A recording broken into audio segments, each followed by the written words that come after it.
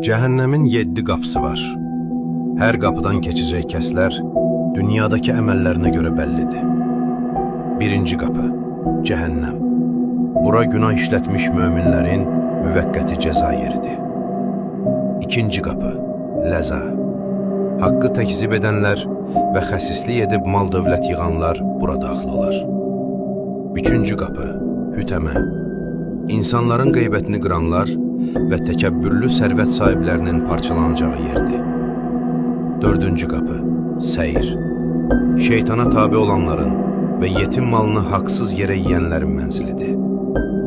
Beşinci qapı, səqər. Namaz qılmayanların və axirət gününü yalan hesab edənlərin şiddətli ateşidir. Altıncı qapı, cahim. Allahın ayələrinə qarşı çıxan kafir və müşriklər üçün hazırlanmışdı.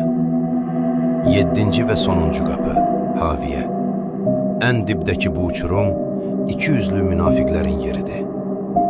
Rəbbimiz bizləri bu qapıların əzabından hifz eləsin. Amin.